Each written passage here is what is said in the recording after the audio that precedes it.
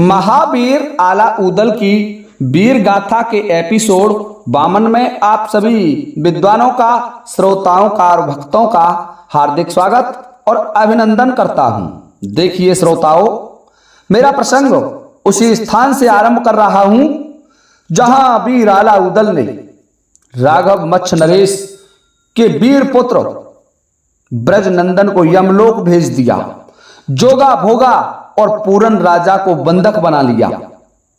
भगे सिपाही नैनागढ़ के, और जो नैनागढ़ की सेना थी वो भाग जाती है महाराज राघव मच्छ नरेश के दरबार में।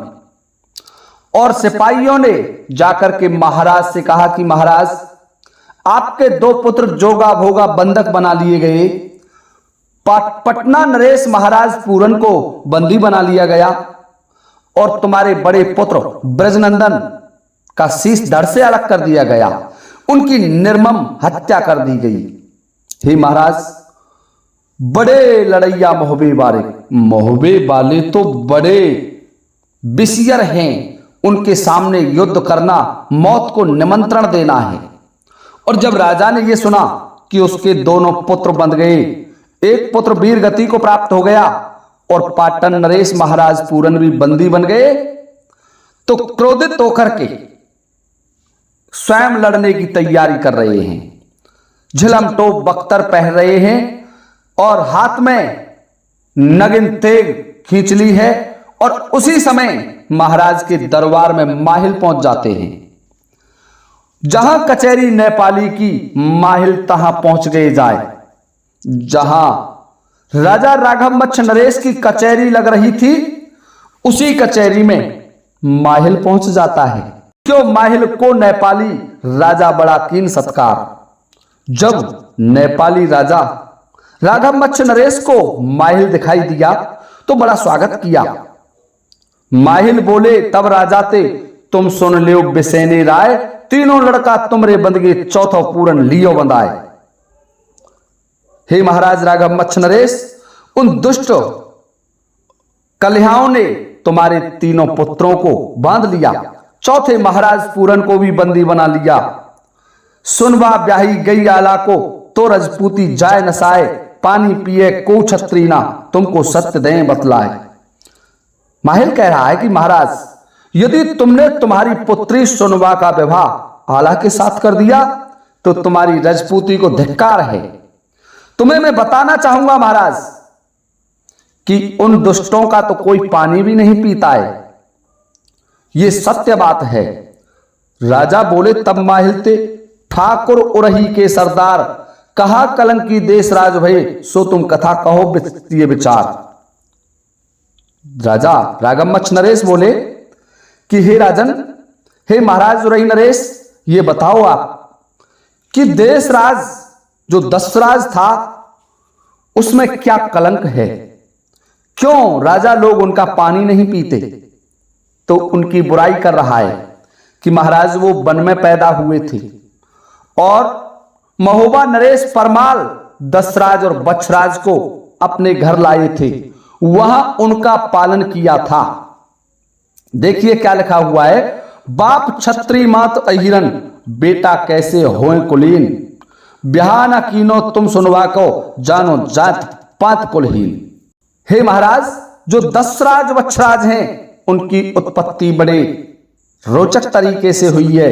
उनका बाप छत्री है, माता अहिरन है, और उनको तुम कुलीन कैसे कह सकते हो? यदि तुमने सुनवा का विवाह किया तो महाराज वो तो जाति पाति से कुलहीन हैं।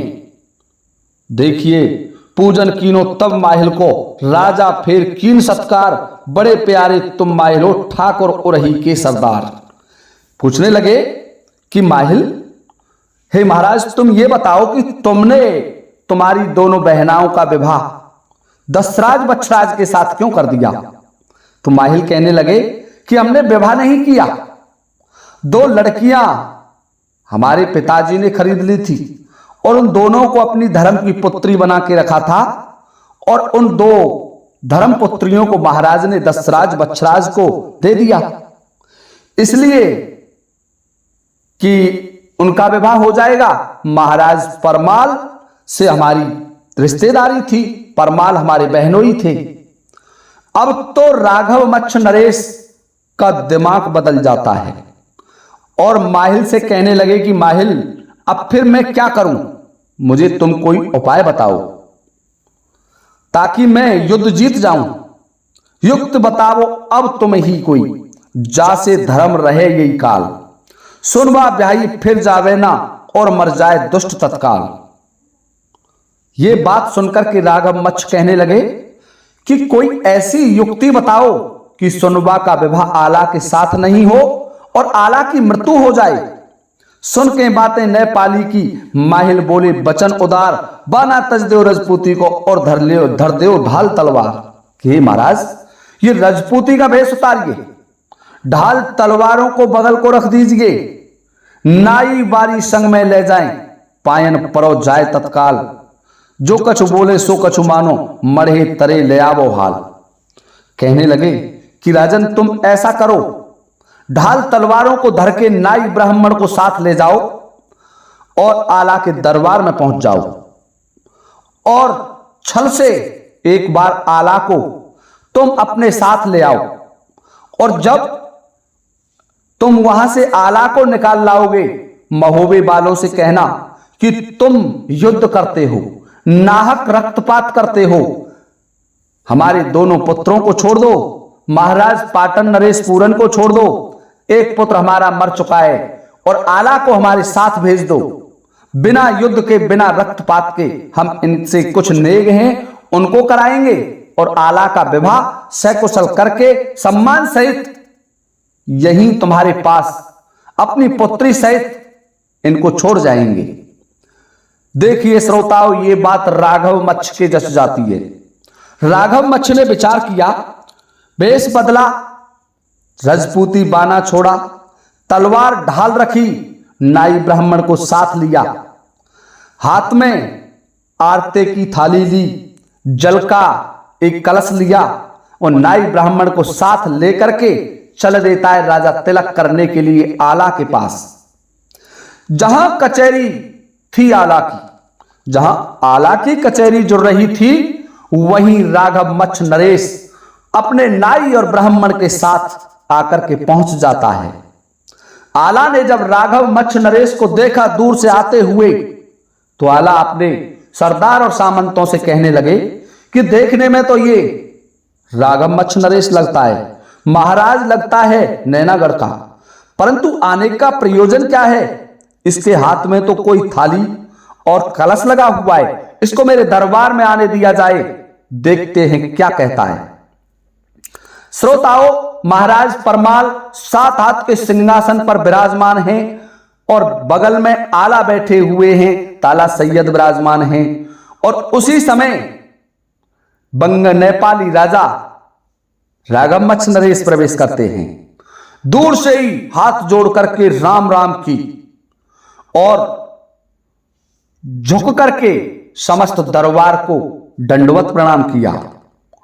देखिए श्रोताओं, हाथ जोड़ करके नेपाली राजा राघव मच्छ नरेश महाराज परमाल से कहने लगे कि हे राजन, हमारा एक पुत्र वीर गति को प्राप्त हो गया है, 2 पुत्र आपके बंदी गृह में हैं और पाटन नरेश महाराज पूरन आपके बंदी गृह में है।